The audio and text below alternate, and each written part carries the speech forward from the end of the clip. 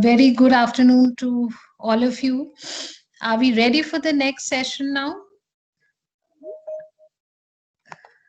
I can see participants joining, and Rahul, it is requested to kindly unmute all the participants so that it's going to be a little interactive. Good afternoon, ma'am. This is Good Dr. afternoon. Meenakshi. Good Good afternoon. afternoon, ma'am. Good Great, afternoon, ma'am. great to at least hear all of Good your afternoon, ma'am. voices together. And I'm sure a lot of your issues are being resolved slowly. And of course, the learning has begun, and I can see just because the interactions have increased. Definitely, when we were, if we would have been in the classroom, the scenario would have been very, very different. But now that we are on the virtual platform, I think we'll try to make the best use of it. And I'm also trying to get the results of the test. Hope you have got the group test result, and the individual results are reaching, and it will take a little while. Now, these results are for your personal consumption. Why I'm saying personal consumption?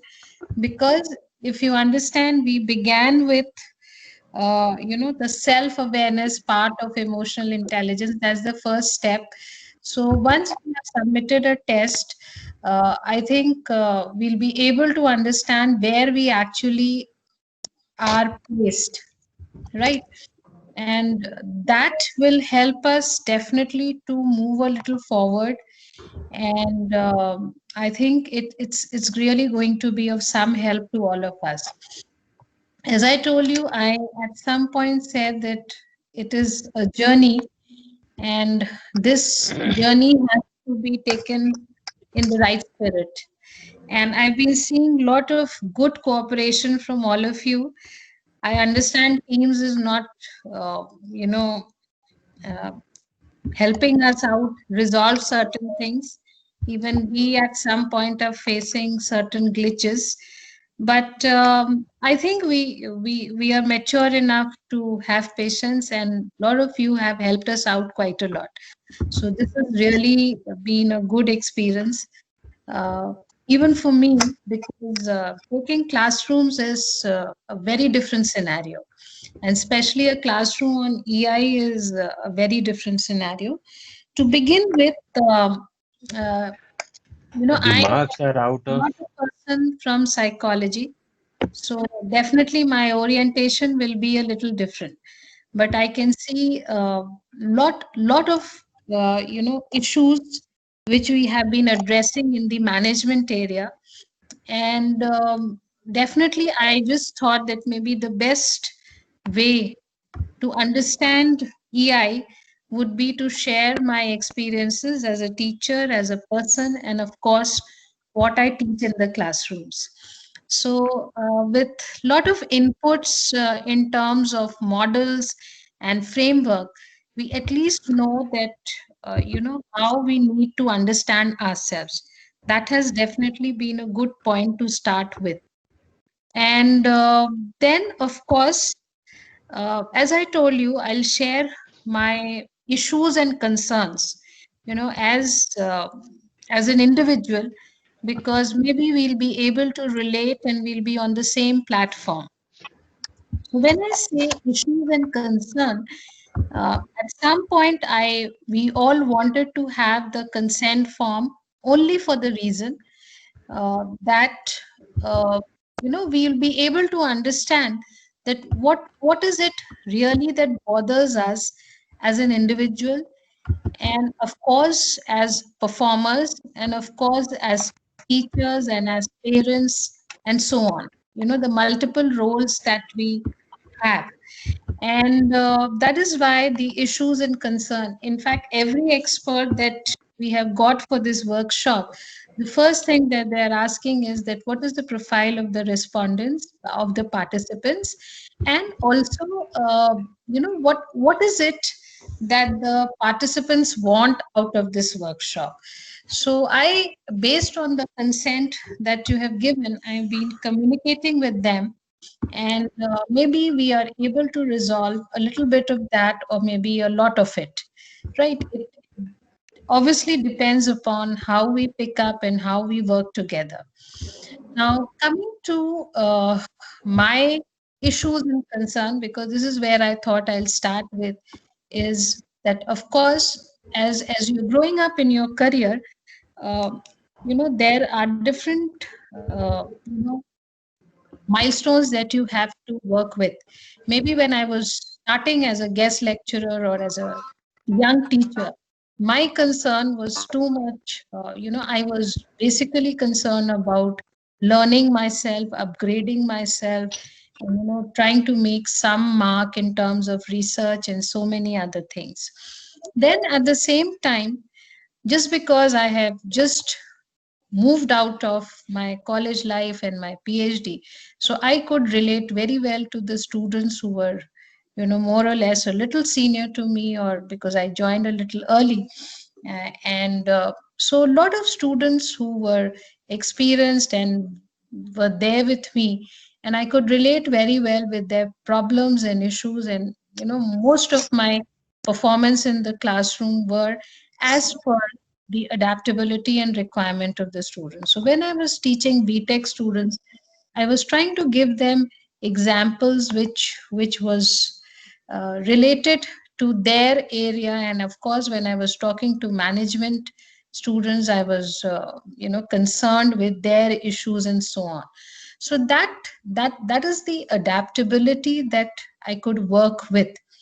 And then of course, as a teacher, just because I was standing on a podium and I was supposed to deliver, I was really working hard and struggling with the academic, because I really wanted to get an academic edge. So this is another form of competency which I was working on, which is going to give me some kind of self confidence at a later stage of my career. Or maybe I was building my confidence and I was working for that confidence. And then of course, when you are having a rigorous routine, as far as your career is concerned, you have to work with a lot of self control. So that discipline, maybe, or a lot of, in management we say professionalism, is what you have to pick it up a little early, so that you can relate with, you can upgrade yourself. So this is another self control that comes up. And I'm talking basically in terms of how practically one grows, and what effort an individual, lot of us are, I think, I'm sure, lot of us are we made efforts in this direction. So as my comfort zone with teaching and academics, my comfort zone with teaching and research developed, I sort of was getting a little complacent, I would say. And then I started enhancing my role. And of course, I started feeling that as a teacher, my real achievement would always be in terms of how my students do well, right? And I started, and when I say students, it's not only management students. Now my role as a researcher with research students increased. And as Dr. Mohit said, that is where the role of a real, I would say, a guru comes up. And then I realized that this was the most challenging, part of me, emotionally also, and also, of course, academically. Because it was not only, I must understand myself, but I must understand the challenges of my students. Now these were mature people with a great drive to work hard.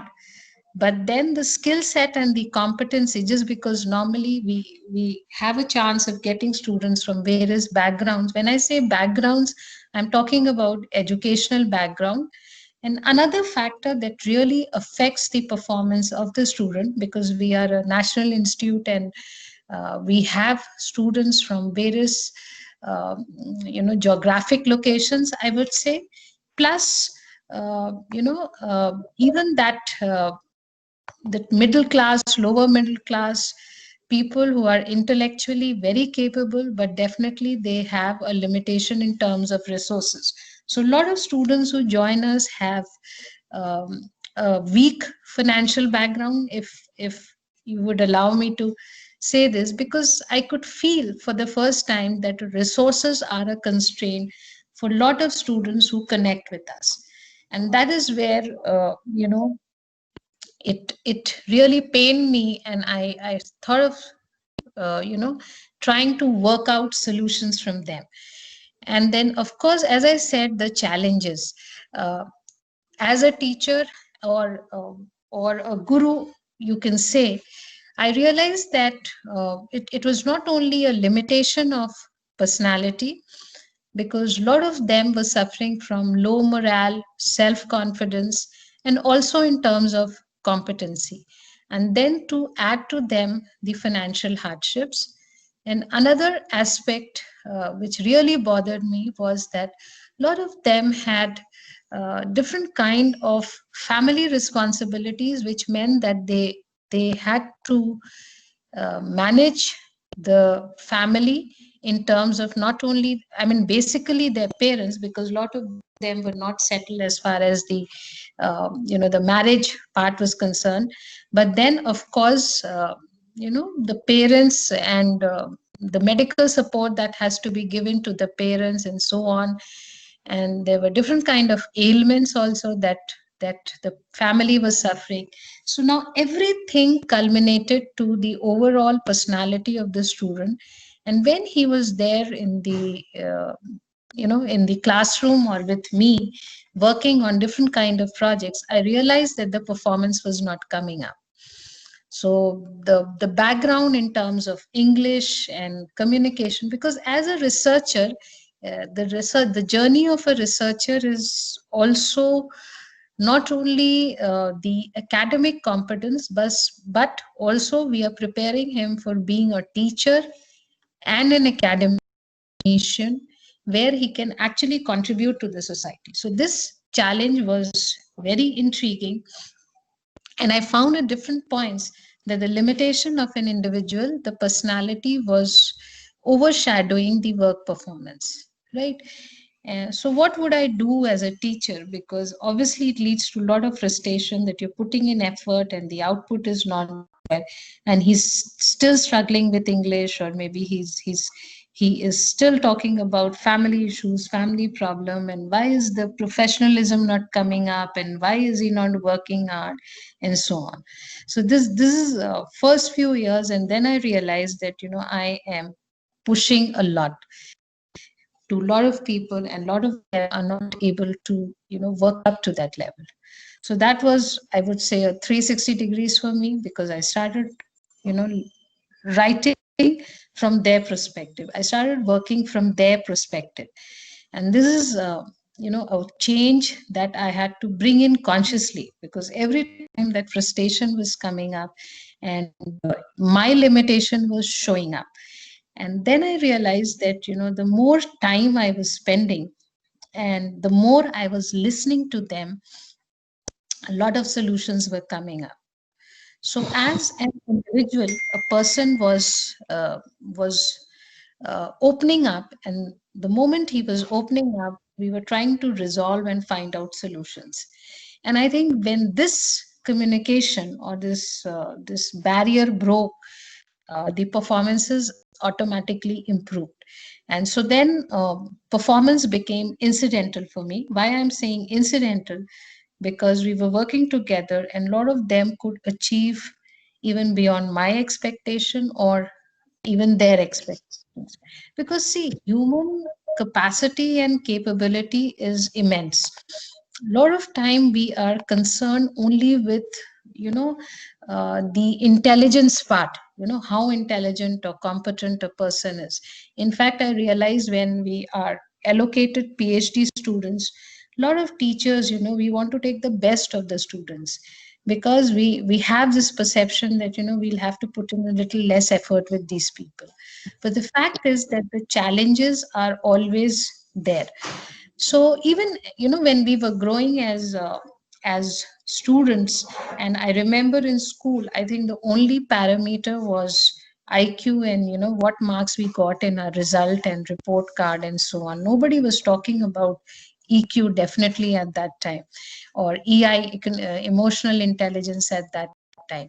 So if I got a good result, maybe 80-90%, it was like that you are an intelligent human being, or you're an intelligent student. But the EI part, I think less of awareness was there, and less of such discussions were there. And then coming back to the research experiences with the students, I realized that it is not the competence, because see, the resource material is definitely available freely with the technology. We have a lot of database which is available with the students, and they can really work better and faster than us. This is at some point that I realized, and I appreciate for the lot of inputs that my students given. But what they were lacking was definitely how to emotionally handle them. And this is where I identified my role, and I started working in that direction. And I told you, it definitely became incidental. So if they were comfortably placed and working in their comfort zone, the results were eminent. And what results we were expecting? Few publications which were in good credited journals, or maybe good projects, or maybe a good output in terms of research, PhD, and so on. So all this became incidental, and ultimately in the end, you know uh, maybe they should be able to crack the interviews for being admitted in good institutions for job. And so this is how it came up. And in this journey, maybe around two or three students I remember who actually lost their parents due to some unfortunate instances, and they were visibly you know not available to me. And there was hardly any academic interactions with them for 6 months, 7 months at a stretch. And my most of the time my patience was I was getting tensed actually. So how to handle these patients? But when they came and came back recovering from the loss that they had faced, I realized that their confidence, esteem was low. They were very vulnerable, and maybe they were missing on with the direction in which they had to work. So at that time again, I could not pressurize them. I would say my humanity did not allow me to pressurize them with academic burden or pressure, because it was important that they recover themselves emotionally well.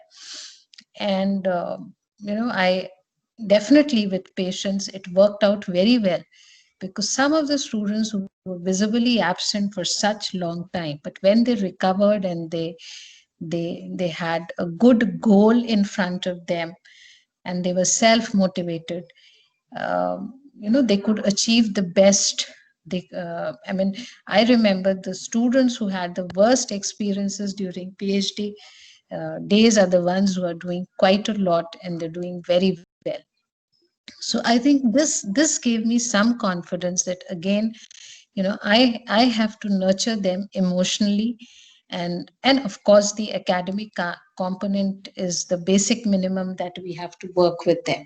So this is something which was again a good learning experience, or as I said, 360. And then of course, uh, as a researcher again, when I was working up, I realized that the next milestone came when I took up the administrative position.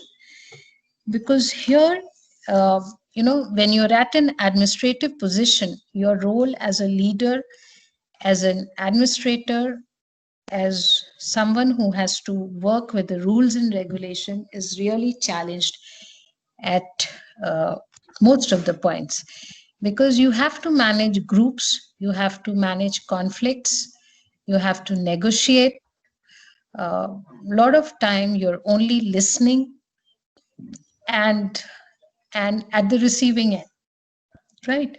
The kind of system that we are in, of course, we have a very definite set of rules and regulations, which I say is government rules and regulations, and uh, there is a protocol or a system that has to be followed.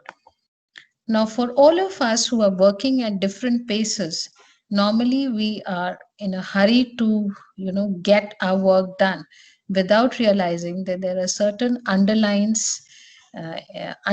integrity that you have to maintain at different points. So you have to be honest, not only be honest truly, you have to look honest, and you have to convey the message that you are honest. So how do I do it? Maybe you have to work a little harder, or maybe more harder than anybody else, and of course, you have to have a very common or an equal perspective for everyone, a totally democratic view.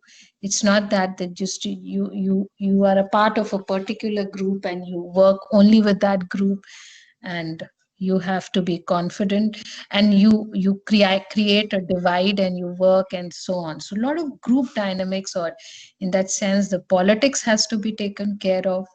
And uh, and of course, there is a bureaucratic divide that has to be taken care of, as I said.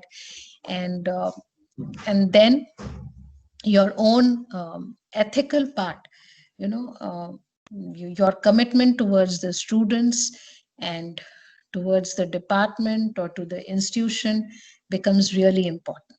So then again, the pressure and the challenges is immense, and by the time that you realize that there is something wrong that is happening, you're already trapped, and it's difficult to take decision. So then again, the next learning that came up with was again a lot to do with patience, listening, and also sometimes taking time to do some kind of reflection before taking a very big decision. So a lot of decisions became very reflective. And when I say reflective, again, that emotional, the component comes in. And uh, and then of course one has to emerge as a motivator. So when I say one has to emerge as a motivator, it means that you have to be self motivated. So a lot of time I was thinking that why I'm doing this, why should I do this, or how do I do it, and what is the next step that we should do, how should we work on the brand, because for the challenges of administration are many, because with limited resources and a lot of issues that come up.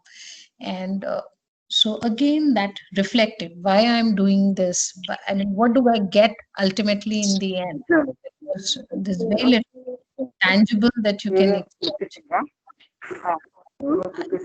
Can you please close your mics if it is open? I request all the participants to please close your audio if it is okay. Thank you. So again, as an administrator, you have to avoid being a part of groups and subgroups, be democratic, and of course at the same time be ready for every possible responsibility that is given to you. And of course you have to take responsibility for good or bad decisions. So the repercussions one has to think, so that kind of vision and futuristic approach also comes in. So obviously, it became a good pressure emotionally as a person that all of us is, or who I am. And at each point of time, I was trying to draw strength from within, from my seniors, from my mentors, and of course some kind of faith or spirituality what we all have, and some kind of perceptions that we have inherited from our parents or our teachers and so on. So I think this is something which motivates us and let us move forward.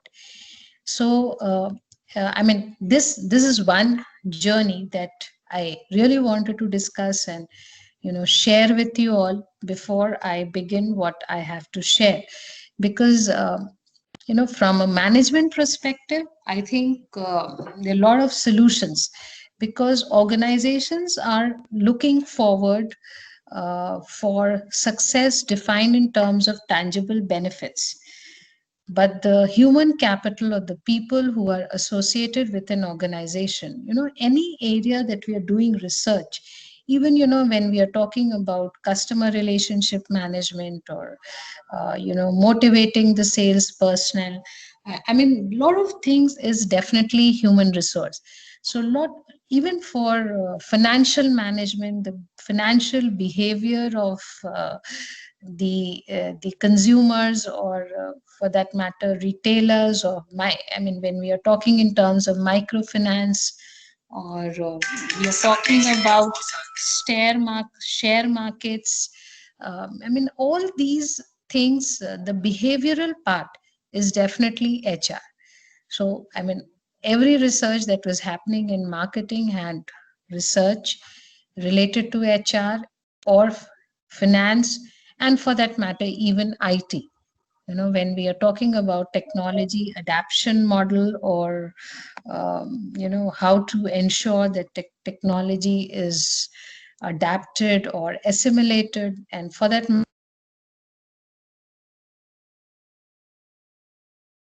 was so intriguing that we definitely cannot ignore the human element or the human capital.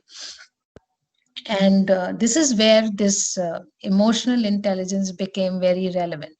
I remember talking to Professor R.C. Tripathi, and I said that, sir, we have received quite a lot of applications, and I'm personally finding it difficult to not to allow people. And how do I go about it? So he said that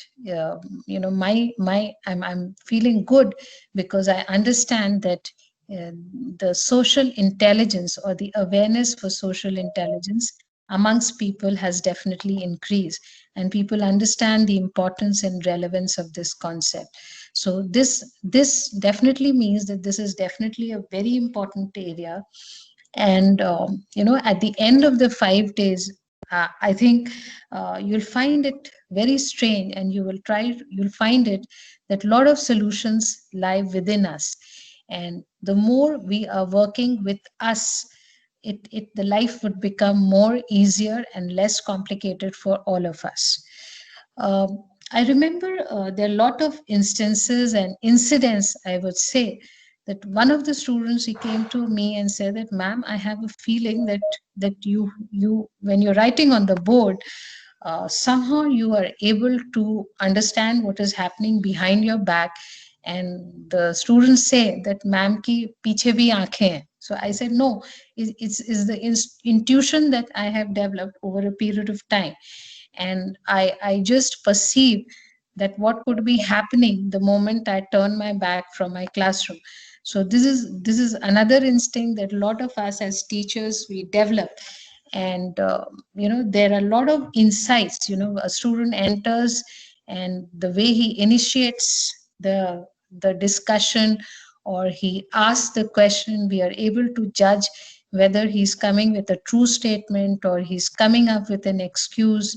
And this is something, another instinct, or maybe we all are aware of this, a teacher's instinct. And we know that you know the whether the student who's coming to us is for a right request, or the request is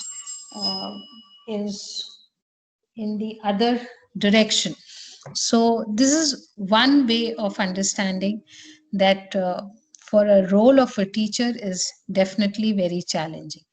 But then it is again a mind which is continuously working, because there's a certain level of intellectual capability that we must possess. And of course, there's a hard part that connects us with the students and the people around us, because then only we are able to think in that sense. So a lot of time when we are connected with people, I think I mean whenever we meet someone, I think the first 30 seconds become really important, because there's an impression. Now if you see all the points that are listed here on the slide, there's an impression, there's intuition, there's educated guess, and there's subconscious logical decision, and there's a lot of weighted calculation before we take any decision about anyone.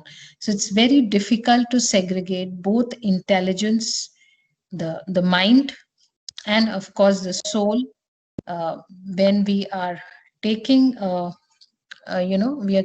we are trying to assimilate about anyone. So the ability lies at the heart of self awareness. The more we understand ourselves, I think it will be a little easier to understand others also. Okay. So, an emotional intelligence would consist of two elements, emotions and intelligence. If emotional memory is our own reservoir of wisdom and judgment. So, this is something which is happening even before we are realizing it. The wisdom and the judgment is what is helping us to decide. On the other hand, intelligence is a rational thinking for a purpose and in order to deal with the environment. This is a repetition of something which has already been taken up. And I think this is one slide that I really wanted to discuss again with my perspective, why I'm saying this. And I think that is why I narrated my journey when I said that there's a lot of self awareness, self regulation, motivation, empathy, and of course, social skills. I have not discussed social skills. That I'll definitely do in the end of my lecture, because this is one area where we make a lot of mistakes without realizing that we've already done it. So this is one area that I'll catch up in a while, but these are the four elements that I'll just quickly move forward. And I'm sure now with the the background lecture of Dr. Mohit Kumar, it will be easier for us to move from one to the other very fast. Okay. There has been the scoring that is being calculated for all of us, and I'll be coming to this and interpretations and discussions. Some help from Dr. Mohit also will take here, because he's a better person to work as far as the interpretation of the results are concerned. But then, of course, I'll be working on the other part of the presentation. So, when I say knowing your emotions, obviously I'm talking about emotional awareness, self appraisal, self expression. I never realized that, self awareness or self expression can really lead to a lot of confusion till I met and understood. As a parent, I met and understood my teenage daughter and her friends. I realized that this is where, I think we've all gone through these phases. So we have, as in our growing years, uh, we were definitely, always thinking that we had a huge generation gap with our parents, without understanding the underlying word is that our parents were always speaking up the wrong words. And then of course, uh, you know even as a teenager, we were trying to be doing the best for our parents, because that is how we are. We don't want to, we are not so unhumane that we are not going to be good to our parents. But the fact is that our expression was always in the wrong direction. We were always speaking up the wrong words, and we were not able to perform, and maybe there were a lot of such issues, which there was a long list of of reprimanding that we got from our parents. But then I realized that, most of the time, I think teenagers are the most misunderstood because they're not aware of what they're feeling. Definitely, they have never appraised themselves, and then the expressions all go wrong to the extent that if they have to express, they move a little beyond, and that's reflected in their fashion style or their fashion statement or usage of technology in the for the present generation, and the language that they use and the tone. So somehow that expression gives a different kind of message. So it is not only the teenagers, even as adults, because most of the time I feel that we are a manifestation of what we have been always been as a child. We've just grown a little more cultured as we are growing up. So that's emotional awareness, appraisal, and expression is something that we never were trained to be thinking in that direction. There are a lot of instructions that were coming from parents and teachers, and this is how we just understood ourselves, and we were portraying ourselves in front of the people around us. So I think it is high time we need to think in these terms. Nobody can sit and appraise for us. We really have to sit and find out solutions for ourselves. uh, we definitely cannot have the blame game on others, because now we do not have our parents whom we can go back and blame again and again. So this is something now we have to rethink and revamp and really work harder, because not only we have to be aware of what we want, but we have to think in terms of what is right and wrong for us. And then, of course, when I'm saying self expression, we have to move in that direction. So emotional awareness is being aware of your emotions as they happen. It is a continuous consciousness of your emotions. A lot of CEOs and people who have been achievers, they normally say that we have it is very important to pursue hobbies, or some kind of emotional outlet where your mind can be a little at peace, and you can can learn from your uh, own learnings or your own mistakes. So I think this is something which should really help us, and this is where we have to really work hard. So we have to step backward and observe ourselves again and again in the new perspective, in the new light. So if we are missing out this, I think this is really going to create problems, because we don't understand where we are going. So and if I don't know where I'm going, it just simply means that I can take any of the roads and do anything. I can go any way around, right? So recognizing one's emotion and their effect is known as, let's say, emotional awareness. It is a feeling why I'm behaving in this manner, or why I'm thinking. A lot of time, I we are sitting, for that matter, I would say that I'm sitting and I am really critical and I'm really jealous of XYZ. And then a little guilt comes up, and why am I thinking in this manner? Maybe I'm overthinking, and I shouldn't be thinking in this manner. But the fact is, this is how we are, right? So even if that realization comes up, next time that feeling comes up, I think I should know that I have to stop here. I should not let it be into so much of pessimism or negativity as it is. So because our feelings are definitely going to affect our performance. So if I'm not impressed by someone, the next time I meet him, I would be very cold and I would not respond to him, or maybe some kind of arrogance or pride may come up. So all these issues would definitely be there, and I think it's really not a good thing, because there are a lot of perceptions that we live in, and without understanding and realizing the other person's viewpoint. So I think one has to be aware that there are times when we really have to stop. And I mean, when I say being bad to others, I'm actually saying that I have to be good to myself, right? So this is one area And I think it has a lot to do with our value system and goals that we have. Because if we get into these issues, I think it is we are hindering ourselves. um, I remember I received a call from one of the students, and for last, because this pandemic has changed a lot of placement scenario in the institute, and this I never realized that he would actually cry on the phone, and then I had to sit with them and talk to him for around half an hour or so to understand what the situation is.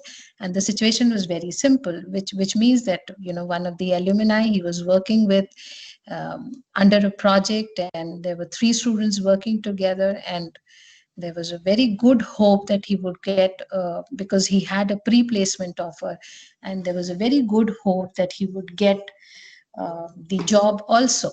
But then he realized that he didn't get a job, and one of the friends, who was one of his closest friend and whom he was always helping out, didn't respond, and he got the job. And even he didn't inform him. And then this he came to know through the LinkedIn account or the Facebook account that he has joined the same job that he was aspiring for. So now this was very bad phase for him, because he said that, ma'am, I'm actually in depression. I've been waiting for this job for 4 or 5 months, and now my own friend whom I have been helping a lot, he didn't inform me, and I was not able to get the job, and I was the one who could um, I mean, who initiated this whole effort. So, I mean, definitely it was a great setback to him, and of course to the parents. And I think it was a little difficult for me. Why? Because when there's someone who's crying, it becomes difficult to tell him anything at that spur of the moment. And then of course I was listening, and I told you I'm not a psychologist, but just being human was I could help out. So I just talked to him for a while, and the ultimate strategy that we could think in the end was that I didn't talk about the whole incident. I just said that what are the other options you have, and how will you go about it? How can I help you on those options, as a teacher or as head of the department, and who are the people whom I can give my recommendation to? And then of course I reminded him that when we are crying at home, or when we are using the word depression, I think the first and foremost who gets affected is our parents. So you have to be a little stronger for your parents, and you have to work a little harder. And then of course I motivated him in the sense by telling him, because I genuinely knew that this person was competent, and it's just a matter of time that he'll get the job. So this is something, and of course he was full of anger for his friend, for a lot of things.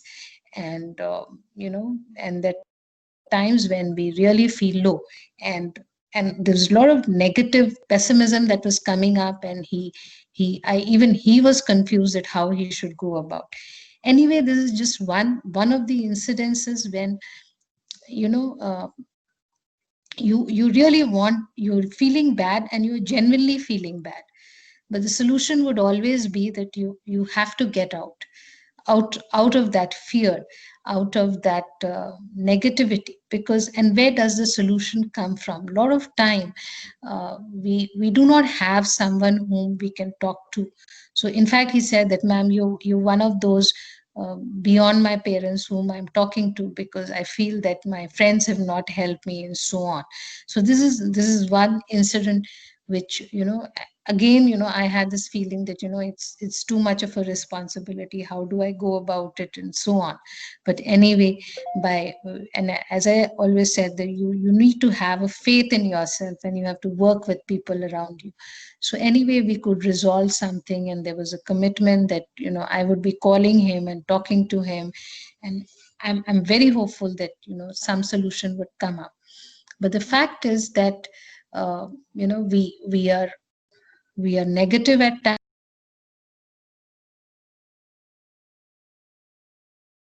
we have to find the best solution.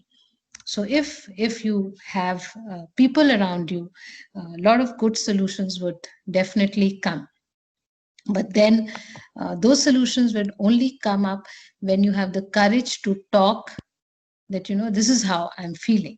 So to be aware of and understand oneself means knowing who one is and why one thinks, feels, and behaves the way one does. So I think it's okay to feel bad about others, and it's definitely very okay to feel good about others. So we have to think about both positive and negative aspects, and limitations and possibilities. So we have to respect ourselves and like the way one is. A lot of time we feel different kind of pressures. You have to look this way, you have to behave this way, and we are always being very critical of ourselves. And I think one has to be good to oneself. That's the biggest goal. Then only that goodness will go move on to others. And if you're being very critical and you're being too hard on yourself, a lot of problems may arise, not only to you but also to people who are around you. So you have to think in terms of your inner resources, abilities, and limits, and of course strength and weaknesses, reflective learning from experiences. So I always believe that if you've committed a mistake, fine, but if you're committing the same mistake again and again, you cannot be a fool. So I mean, you would be a fool to do the same thing again and again. So I think a very simple example, that if you have trusted someone, and the I mean that that trust has been broken, it would be foolish to go back to the same person and let him have his own way. So you really have to be very intelligent in this context. How many times you can trust an individual, and where you have to draw a line. Because that I think is being socially intelligent, and being adjusting to it. So for that you need to have lot of reflective learning from experiences, and be open to candid feedback, new perspective, continuous learning, and self development. As I told you, the even a 2-year-old child can teach you so many things. He can teach you how to be confident, I think, um, how to take risk, you know how to be loving enough to keep on giving it to others. Because I think a child, so I mean, we don't understand, we can pick it up, this learning from anyone and anywhere and any place, but somehow we do not get out of that zone. We are just thinking in terms of who we are, and there's a whole list of achievement at our background. And we have a list of awards that we are talking about.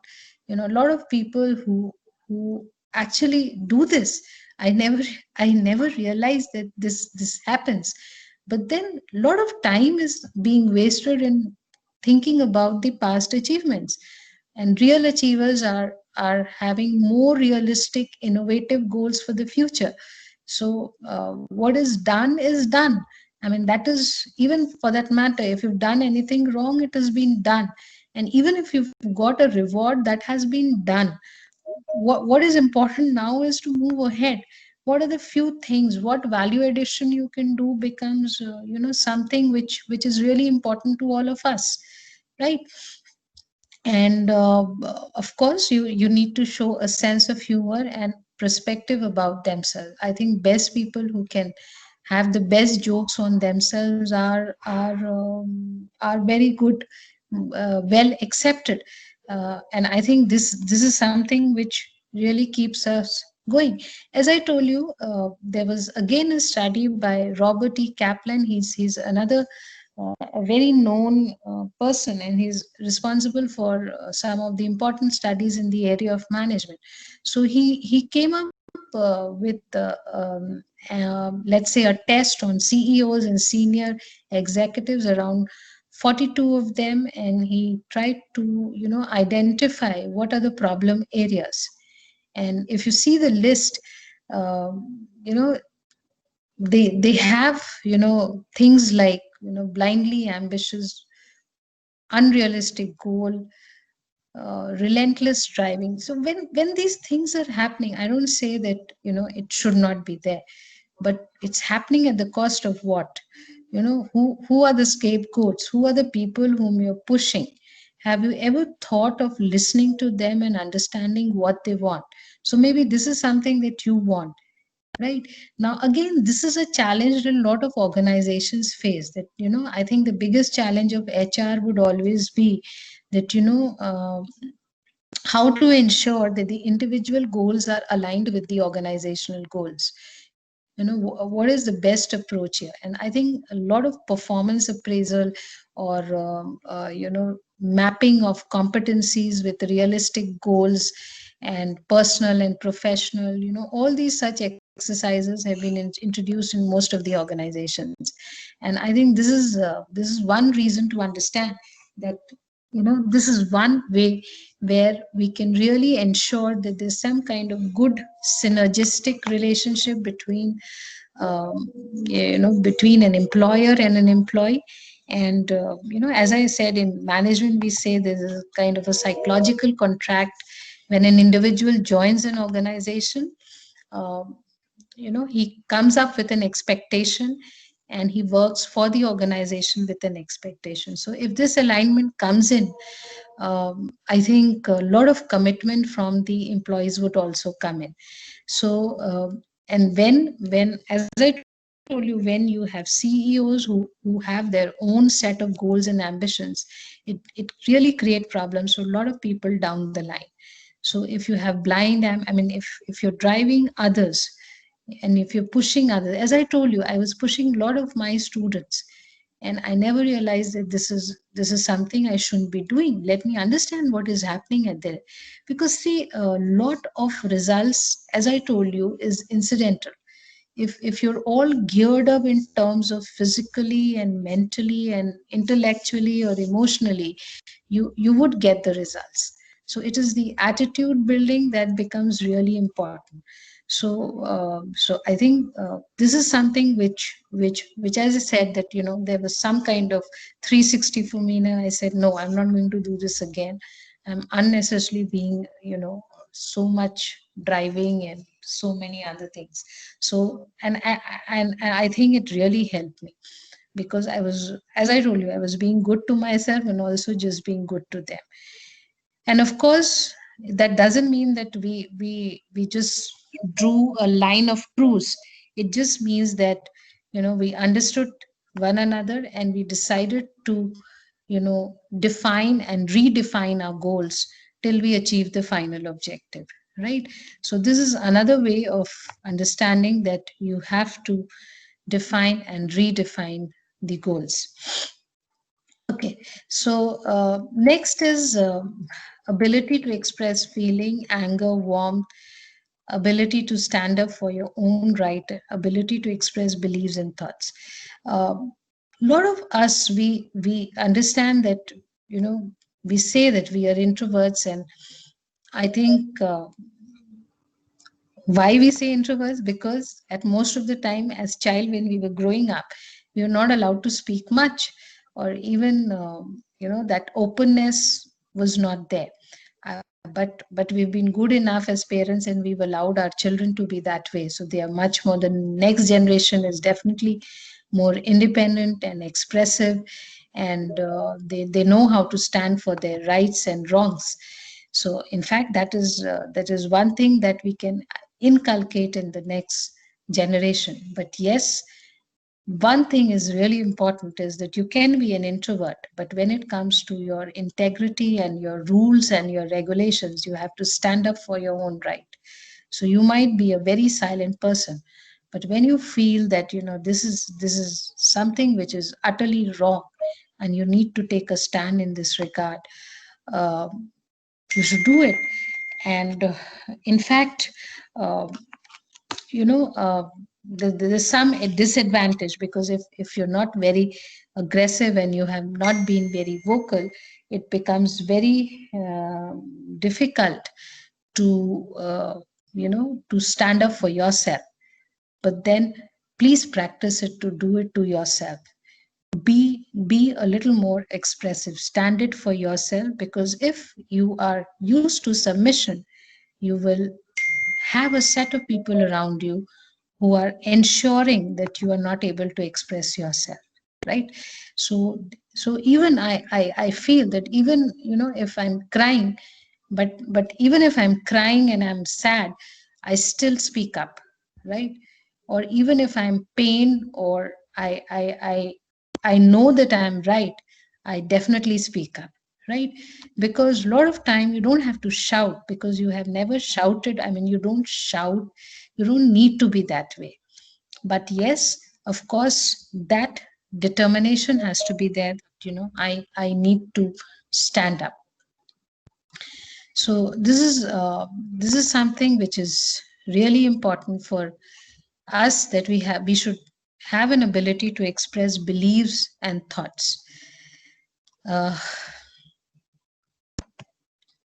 I'm giving I mean, anyone, if you would like to add something, because we're mid of the presentation, anything that you would like to share, something, or any of your issues or concerns?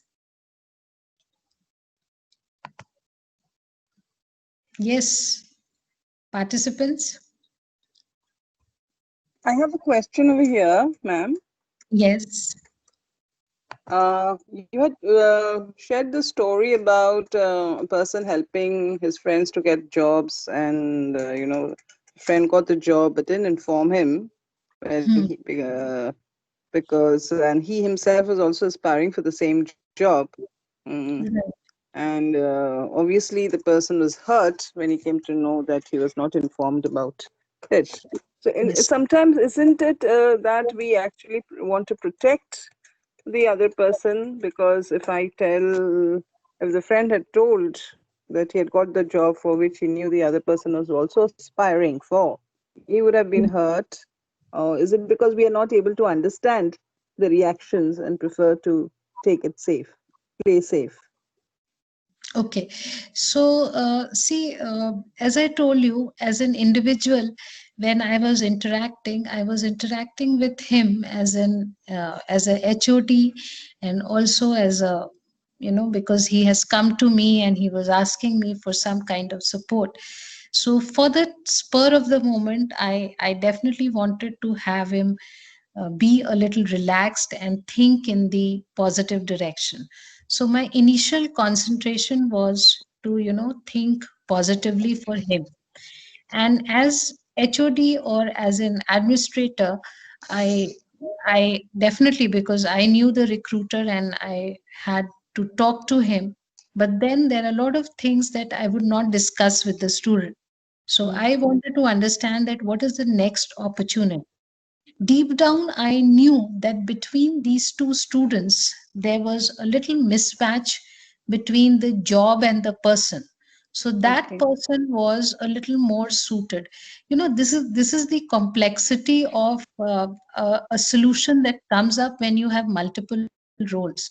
So I understood that this could be one of the problem for the recruiter, because the other one was definitely a little more suited. But then the emotional part had to be handled, the competency part, and of course my role. So I would do it at different level. First, talk to the student. Second, talk to the recruiter and understand what is the because see, the solution is not lingering on to the same thing.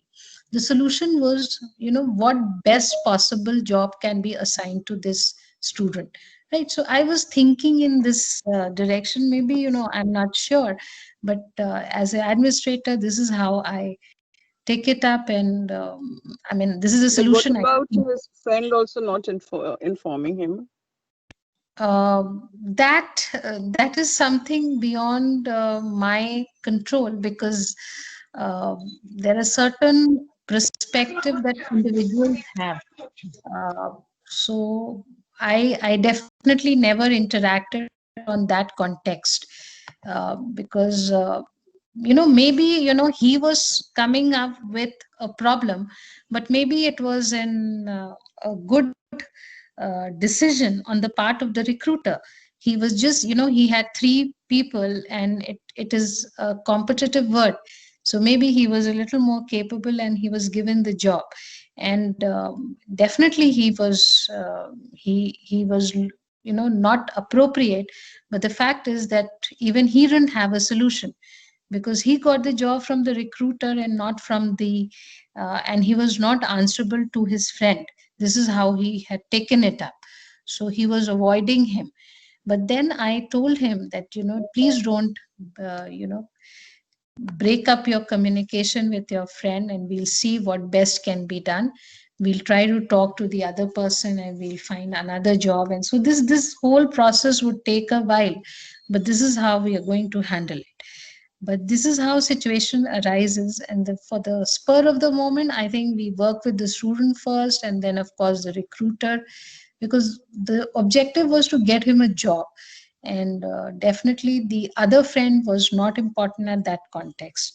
But eventually I think maybe we can find a solution in that context. So hope any other input, maybe some solution from you all.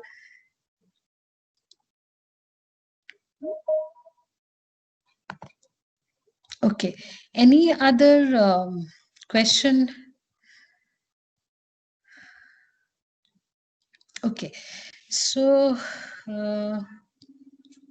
I see none of the hands being raised. So I'll continue with the presentation or my uh, slides, what I have with you all. So of course, when I say that before, I mean, once we have understood ourselves, it is managing your emotions, which is in terms of self control, adaptability, and emotional independence. Uh, Self control is something which is ability to withstand adverse events, stressful situations, and strong emotions without falling apart by actively and positively coping with the stress. So it is controlling your impulse, think clearly, and stay focused under pressure. So I think there is an incident when this there are a lot of time when we normally get into different kind of um, conflicts with people around us, and then we regret those moments. Maybe some kind of self control we have to definitely practice, because and I think the solution would always be a little patience and a listening a little more. Because if we are able to withstand those adverse events, I don't know, this is something which I have always questioned. There's an incident where you really want to have a very heated discussion where you don't want, where you don't agree, right? And then just because you have practiced self control and you don't get into that situation, but then it will have repercussions, because ultimately you will be thinking about it, and you want to have a vent on someone somehow, and all these issues would also be there. And maybe you have controlled yourself, and you go back home and you think that how fake I have been, and I should have said this, and so on. So I think that there's a lot of balance that is required here. And that is an emotion that has to be really converted into some kind of positivity. Otherwise, if you're imbibing it again and again, it really adds to your problem. And I won't suggest that you be such a self control and a poised person that you fail to express yourself. So a lot of time one has to be really vocal about certain things. And but then uh, if your discussion is adding to the problem, and it's leading to a heated discussion, or maybe some fight and some you know I think it's not a very good idea to get into that. So at that moment, definitely self control is a very good weapon. And a lot of time in impulse, there are a lot of decisions that we take which is definitely not appropriate. So, a lot of times I remember, one of the students who came to me and he just lost his mother. And within 15-20 days there was a major problem within the family, and some property dispute also came up. So, and then they were like that, ma'am, I have to take a decision, and we have to go in for division and this and that.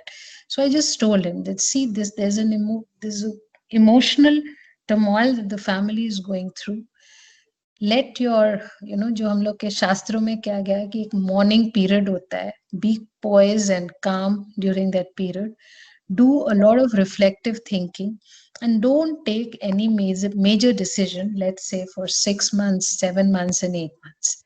Yeah, just do it, and then take a decision. Because if you're taking major decisions when you're emotionally vulnerable, a lot of time those decisions would not be right. So this is one solution that definitely works for a lot of us.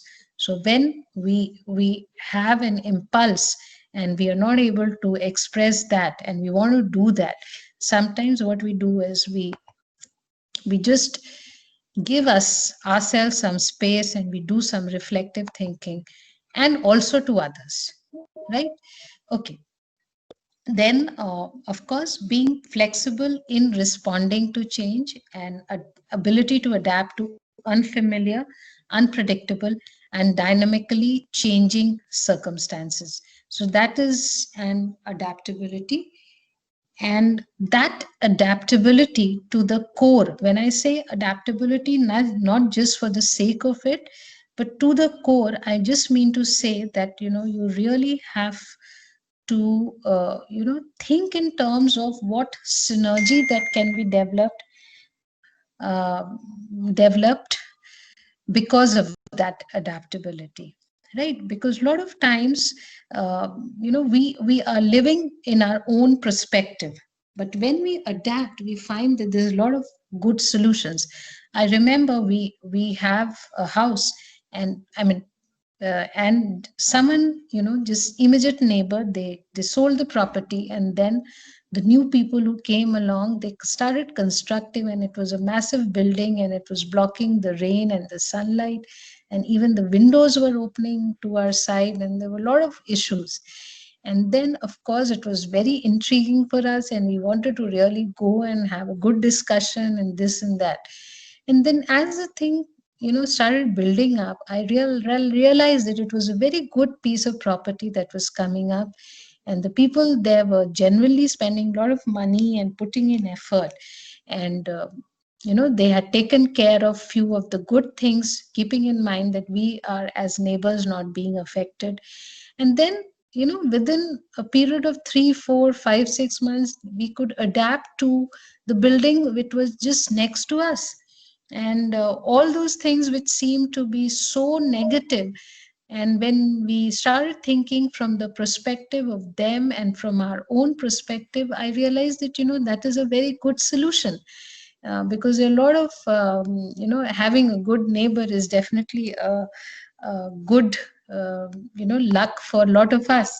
And then I realized that it was a good decision, that we definitely didn't go into a fight, and what we were thinking was definitely not in the right direction, because they had actually taken care of a lot of things which we had not thought of from our perspective also, and from their perspective. So sometimes some kind of adaptability gives a lot of solutions in terms of creating positivity. Because if we are into a habit of getting into such kind of unpleasant incidences, and it's happening every day and very often, there are a lot of other things which will get affected, right? Our own performances as individuals, and there, I mean, actually we would be wasting quite a lot of time on a lot of things that is irrelevant. So adaptability is a good solution for a lot of problems which we normally, take. And just because if we are changing a perspective, we'll find that um, it is a good change for different reason. And I think a lot of change models are talking about this, that normally with the initial during the initial days of change introduction, maybe we lot of us, we don't accept change because we are used to a status quo kind of complacency. But then over a period of time, when the change is introduced and effectively implemented, the law organizations find that a lot of synergies are developed because of that. So then of course the change has to be communicated well, and there are a lot of change management solutions that are normally portrayed in management literature, right? Okay, coming to emotional independence, it is ability to work autonomously versus needing protection and support. So it is closely related to integrity, acting openly, honestly, and consistently.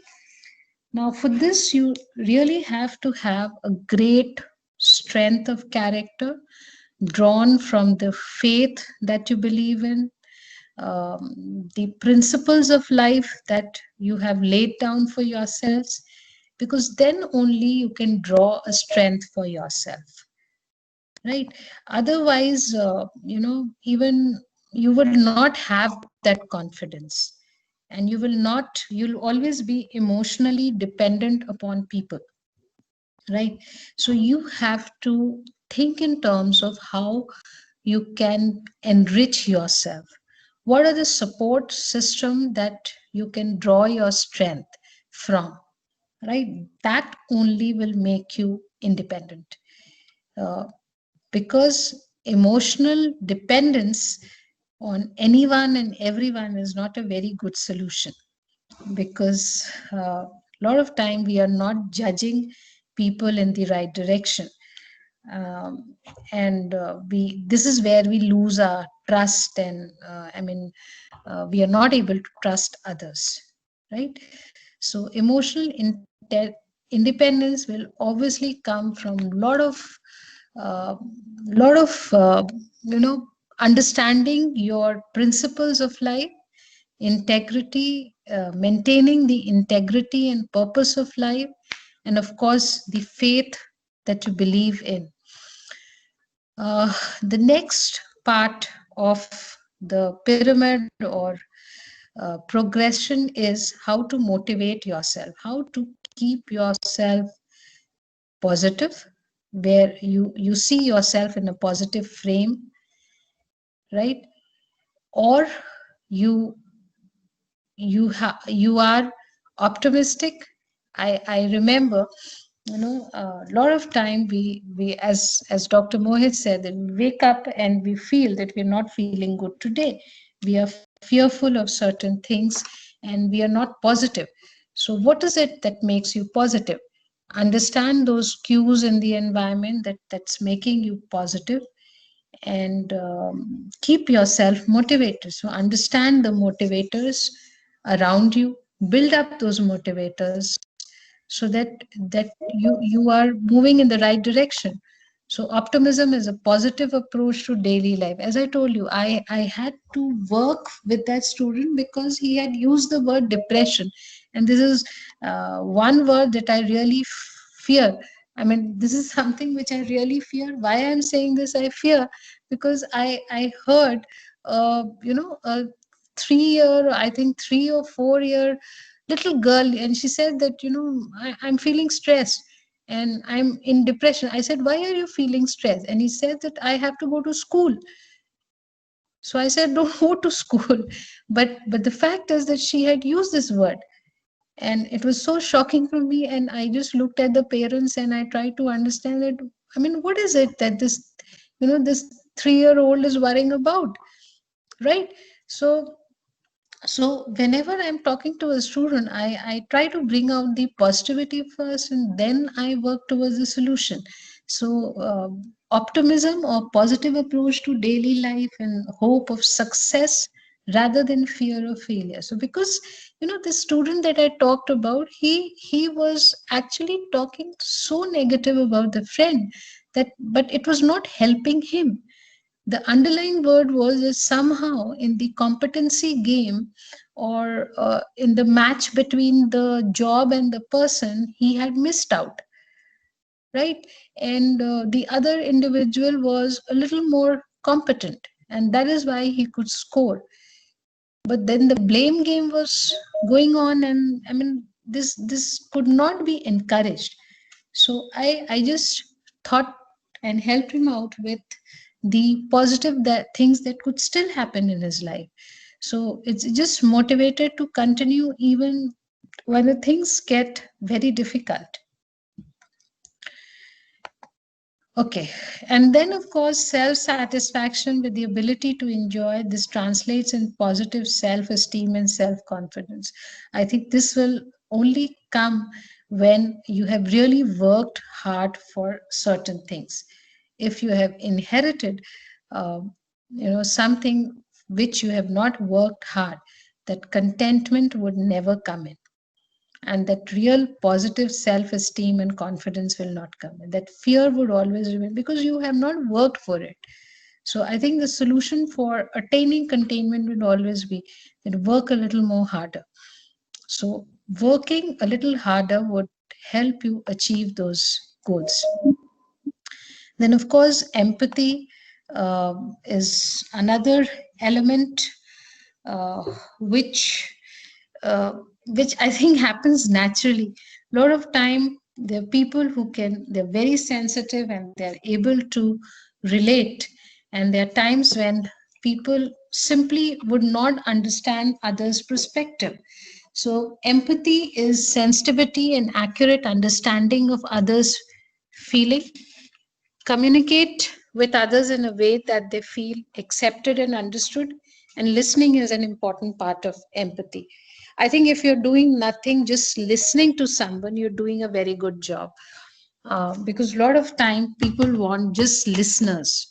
In management, we say that a lot of solution comes, 50% of the solution lies in the problem itself, which means that if you don't know, if you know the problem, the solution lies there. And a lot of time we don't know the problem, right? The management problem, and we are looking for solutions. But the moment the problem is known, the solution is known to us. Okay. So listening is an important part of empathy. Okay. Am I audible to all, or is it okay? Am I Yes, ma'am. audible? Yes, Okay. ma'am, you are Yes, audible. ma'am. Yes, ma'am, you are audible. Okay. Okay. Because I just had some problem with the battery, so I just thought that. Okay. So this is uh, empathy. And then, of course, as I told you, this managing your relation, the social interpersonal skills, social responsibility, and reality assessment. I said that I'll come to this at the end. And why I said this was that normally as management teachers, we are stressing a lot on interpersonal skills and reality assessment and social responsibility and so on, which means that uh, interpersonal skill is getting along with people well, be cheerful and fun to be with extrovert. But I realize that I am not one of those, because I just thought that I am an introvert. And you know I have I am not able to laugh on every and any joke. I don't know. So this happened with me, and this was a very sad part of me. And the more I tried, I felt isolated from a lot of groups, right? So I had no solution for this, how to become an extrovert and be fun going. And because most of the time there was some schedule or some time which was ticking with me, and I had to work on those lines and principles. But then I just sort of realized that I just have to listen to people and be patient with them, and of course work on my, because if I have to communicate with people in the formal or informal manner, I have to express not only in words but with my actions. So I started, I didn't start speaking more, because that was not a part of me, but there were a lot of actions or gestures which helped me out here, and I could work out well here, and little gestures, little actions, and little support from people helped me increase my interpersonal scorecard or skills. So I was not always in the fun parties, but yes, I was helping out with people and I could score a little here, right? And then I realized that I was getting well along with the people because I would connected with them at different points. Of course, social responsibility, which is following the norms of the society.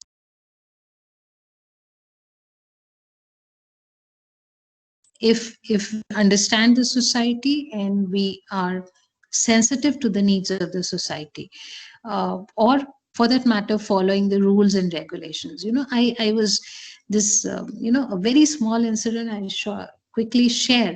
This agitation of the farmers which is going on, I have been, this problem has been intriguing me so much. And for, because I see a lot of people on the streets, and I read a lot of editorials to understand what is the policy, what is the, why is it that this bill is being so much challenged by people around, people, I mean the farmers and different kind of groups of farmers. This has been intriguing, and there is IB report, and then there is a intervention of Supreme Court and so on. And whatever management knowledge I have, and the pros and cons of this bill and act, I realized that in a globalized economy, it could be a good solution where you're removing a middleman. And but then, um, I think in today morning only I made a statement, and I said that I think that in spite of all the do's and don'ts, at some point the government will have to withdraw. Now this is just an opinion, not for discussion.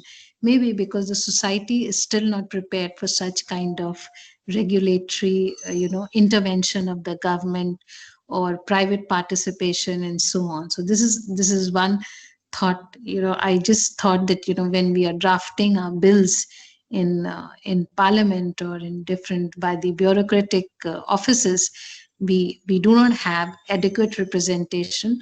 Another reason could be that the representation of the people in the parliament or whatsoever, they are a little less sensitive to the real farmer who's working on the fields. So, I mean, this is one perspective that I developed. And then, of course, I was thinking in terms of the social responsibility and all those elements together. And I don't know, but then this is an opinion just simply came up. Maybe the society, Indian society, because this is something nothing new as far as the management is concerned. A lot of countries who have such systems, and these are successful developed countries, are doing it. So I don't know why, but then I realized that maybe the society is still not um, you know um, prepared for it. Okay, coming back to the topic that I have been discussing, reality assessment. These are very practical individuals, and they cannot be influenced easily. So somewhere you have to have such kind of assessment perspective when you are growing emotionally or maturing yourself. These are few of the slides because I have stressed upon listening as a very important component of social skills and communication and so on. So there are different kind of listeners, people who are listening but who are actually ignoring us. Then there are people who are pretending to be listening, but they are, of course, not listening. There are people who are selective listeners. They want to listen only what they want to hear. This happens quite a lot, especially in the meetings that we have. I heard, this is a point which appeals to me, and I think I'll stick to it. And then, of course, there are attentive listeners who are truly concerned and listening, and they have the right gestures on their face to help you out with the listening process. Empathetic, they're not only listening, they're listening to provide solutions, right? So that is something which is a genuine concern, which is important if we are listening. So interpersonal skills, social responsibility, and reality assessment involves building a trust. I listen to understand, right? Or I'm listening to provide a solution, or build. I mean, these are ways in which you can score well on your interpersonal skills or social skills. You start with listening to people. If you're listening, you're giving them some kind of solutions are helping you build out trust, because if you're a successful solution provider, people will start coming to you, and that is a trust that will be built up. Now, why are people coming to you? Because they are looking for solutions, and those solutions help them to achieve their goals, right? Or maybe your goals. So there's a synergy between yours and theirs goal, and that helps to create some kind of bond or some kind of partnership. And when you say that I'm on your side, it just means that I am happy in your achievements, right? So that is another feather that you can add to your cap when you start feeling that bonding as well as happiness and so on. And then obviously you can, because it's a give and take relationship, because he is trusting you, and of course you also have a dependable person whom you can trust. I remember in one of the interviews, I don't know, it was our Prime Minister Narendra Modi. He just said that for all of us who are moving ahead, we need few trusted people around us. So he says that, as a person, even I have people, just one or two. He didn't say he's a political leader with a huge, massive following, and he says that I have just two people whom I can trust. And I mean, obviously, he didn't name it for different reason, but he said that one who's no more with me, and the second one who is, he whom I trust. At any point I can just walk in and share my feelings and get guidance. And then he said that though I trust that person, because I know that I will get the best response from that person, but at the same time, even that person doesn't know that this is the pedestal that I have placed him in. So a lot of time, there are a lot of good inputs from we can get from people. And then he goes on to say that having that kind of trustful people means that it doesn't mean that he has to be of the same stature or same connection or a very powerful person. He just says that he's just a good person who is trustworthy over a period of time, and maybe you can trust him, and he doesn't know. So this is something which he came up with in his interview, and it was quite intriguing for me to understand that there are times when we trust people, we rely on them, and but even they don't know that how important they are in our lives, right? So this is another way of depicting, this is a staircase, and when we are listening to people, we are listening to provide solutions, we are guiding them, we are supporting them, we are building trust, we are happy in their achievements, and ultimately they even we as individuals start trusting. So it is a whole cycle that is created, and we have reached, as far as the relationship is concerned, a good pedestal as far as interpersonal relationships are concerned. So this is from my side, and this is how I end